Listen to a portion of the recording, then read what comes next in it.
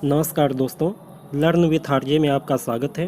तो दोस्तों, आज हम एक माइनर कंपलसरी पेपर के क्वेश्चंस को करने वाले हैं जिसका नाम है राष्ट्र गौरव के क्वेश्चंस को देखते हैं। ये सभी क्वेश्चन एग्जाम में आए हुए प्रश्न हैं, इसलिए बहुत ध्यान से देखिएगा। पहला प्रश्न है, महाबलीपुरम मंदिर आता है नागर शैली में, जमीर शैली में, कर्नाटक शैली में या फिर इनमें से कोई नहीं। तो यहाँ पे आपका ऑप्शन नंबर बी सही होगा। महाबलीपुरम जो है ये मंदिर जमीर शैली में बना हुआ है। ऑप्शन नंबर बी आपका सही हो जाएगा। इसके बाद अगला प्रश्न है, भरतनाट्यम का संबंध है तमिलनाडु से, मणिपुर से, उड़ीसा से या फिर उत्तर प्रदेश से। तो भरतनाट्यम एक तरीके का नृत्य है और इसका संबंध तमिलनाडु से है। तमिलनाडु में भरतनाट्यम नृत्य बहुत ज़्यादा प्रचलित है, वहीं से इसका जन्म हुआ है। अगला प्रश्न है, बिहू का संबंध है। तो बिहू असम से संबंधित है। ऑप्शन नंबर ए आपका सही होगा। बिहू असम का एक मुख्य त्यौहार है। ठीक है, जैसे हम लोग मकर संक्रांति मनाते हैं यूपी में, वैसे ही मकर संक्रांति को बिहू नाम दिया जाता है असम में। अगला प्रश्न है, नचिकेता का संबंध है केनोपनिषद से, कठोपनिषद से, मांडुक्य उपनिषद से या ऐतरेयोपनिषद से। तो यहाँ पे आपका ऑप्शन नंबर बी सही होगा। नचिकेता का संबंध कठोपनिषद से है। ठीक है, ऑप्शन नंबर बी आपका सही हो जाएगा। ये सभी उपनिषद हैं। अगला प्रश्न है, गौतम बुद्ध को ज्ञान प्राप्त हुआ था लुम्बिनी में, सारनाथ में, कुशीनगर में या गया में। तो गौतम बुद्ध को ज्ञान गया में मिला था। ऑप्शन नंबर डी आपका सही होगा। अगला प्रश्न देखिए, महावीर स्वामी की शिक्षाओं और उपदेशों का वर्णन है संगम साहित्य में, नाथ साहित्य में, बौद्ध साहित्य में या जैन साहित्य में। तो महावीर स्वामी जो है एक जैन गुरु थे और जैन साहित्य में इनके शिक्षाओं और उपदेशों का वर्णन किया गया है। ऑप्शन नंबर डी आपका सही हो जाएगा। अगला प्रश्न है, गौतम बुद्ध के उपदेशों की भाषा थी पाली, लौकिक संस्कृत, हिंदी या प्राकृत। तो देखो, गौतम बुद्ध जो थे ये पाली भाषा में अपने प्रवचन देते थे, अपने उपदेश देते थे। ऑप्शन नंबर ए आपका सही हो जाएगा। अगला प्रश्न है, वैराग्य शब्द का अर्थ होता है राजा विहीन राज्य, वैराग्य युक्त राजा, राज्य विहीन राजा या उपर्युक्त सभी। तो वैराग्य शब्द का मतलब होता है राजा विहीन राज्य। ऑप्शन नंबर ए आपका सही हो जाएगा। ऐसा राज्य जिसका कोई राजा नहीं हो। अगला प्रश्न है, गणतंत्र शासन प्रणाली में शासन की शक्ति निहित होती थी एक व्यक्ति में, संपूर्ण मग में, दो व्यक्तियों में या चार व्यक्तियों में। तो देखो, जब गणतंत्र की बात कर दी गई यानी कि इसमें आम जनता, हर तरीके की आम जनता इसमें शामिल होगी। तो एक व्यक्ति, दो व्यक्ति और चार व्यक्ति की तो बात ही खत्म हो जाती है। उस समय जन को मग भी नाम दिया जाता था। तो संपूर्ण मग में गणतंत्र शासन प्रणाली की शक्ति निहित होती थी। अगला प्रश्न है, बौद्ध निकाय में महाजन सम्मत किसे कहा गया है। तो बौद्ध निकाय जो है त्रिपिटक, बुद्ध धर्म में त्रिपिटक की बात आती है, उसके एक सूत्र से ये संबंधित है बौद्ध निकाय। और महाजन सम्मत यानी राजा। ठीक है, ऑप्शन नंबर ए आपका सही होगा। महाजन सम्मत राजा को कहा गया है क्योंकि ये सभी जनों के द्वारा चुना हुआ होता है। ठीक है, ऑप्शन नंबर ए आपका सही हो जाएगा। अगला प्रश्न है, मूर्ति कला का स्वर्ण युग किसे कहा जाता है कुषाण काल को, गुप्त काल को, मुगल काल को या उपर्युक्त में से कोई नहीं। तो देखो, मूर्ति कला का स्वर्ण युग गुप्त काल को कहा जाता है क्योंकि इस काल में मूर्ति कला का बहुत ज़्यादा विकास हुआ था। अगला प्रश्न देखते हैं, गणित को सभी विधाओं में सर्वोपरि कहा गया है अथर्ववेद में, रामायण में, वेदांग ज्योतिष में या महाभारत में। तो देखो, गणित को सबसे ज़्यादा मान्यता या सर्वोपरि कहने की बात वेदांग ज्योतिष में कही गई है। ऑप्शन नंबर सी आपका सही हो जाएगा। अगला प्रश्न है, महात्मा गांधी ने इंडियन ओपिनियन नामक पत्र निकाला था अफ्रीका से, इंग्लैंड से, भारत से या गुजरात से। तो यहाँ पे आपका ऑप्शन नंबर ए सही होगा। इंडियन ओपिनियन अफ्रीका से जो है प्रकाशित किया गया था। ये एक समाचार पत्र जैसा कुछ था। अगला प्रश्न देखिए, संगीत युक्त वेद है ऋग्वेद, सामवेद, अथर्ववेद या यजुर्वेद।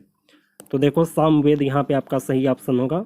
सामवेद में जो भी सूत्र दिए गए हैं, जो भी श्लोक लिखे गए हैं, वो इस तरीके से बनाए गए हैं कि उन्हें संगीत के साथ गाया जा सकता है। संगीतात्मक वेद सामवेद है।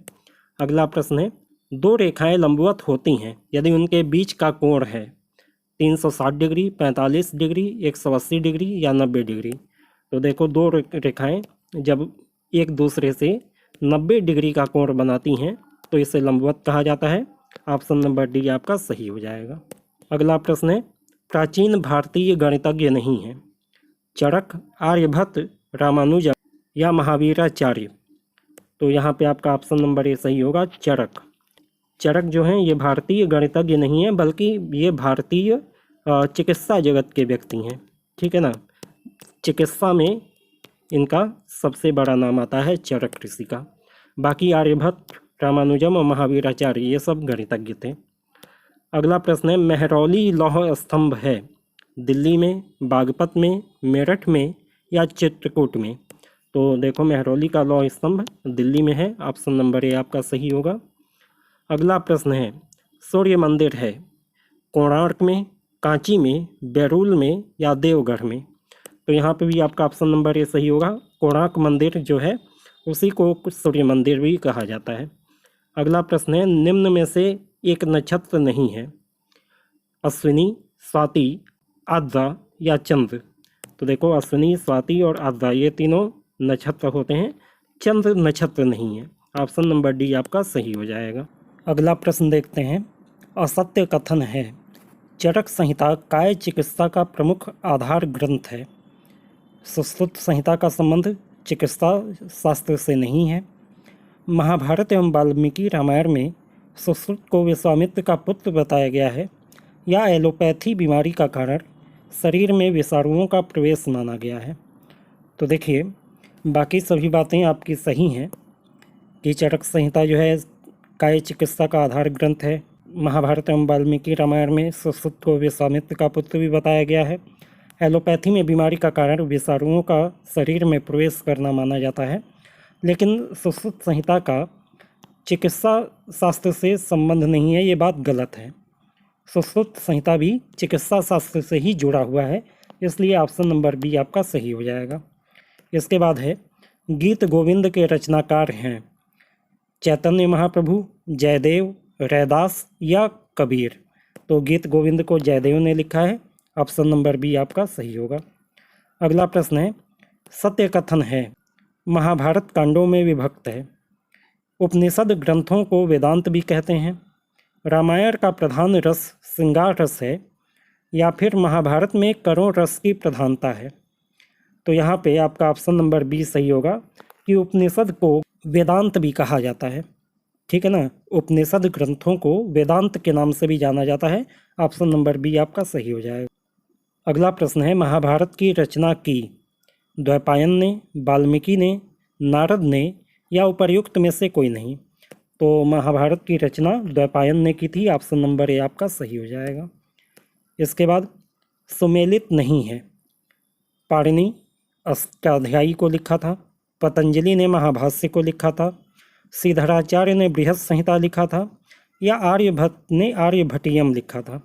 तो इसमें से बाकी तीनों तो सही है। पाणिनि ने अष्टाध्यायी लिखा है, पतंजलि ने महाभाष्य लिखा है, आर्यभट्ट ने आर्यभट्टियम लिखा है, लेकिन बृहत संहिता को श्रीधराचार्य ने नहीं लिखा है।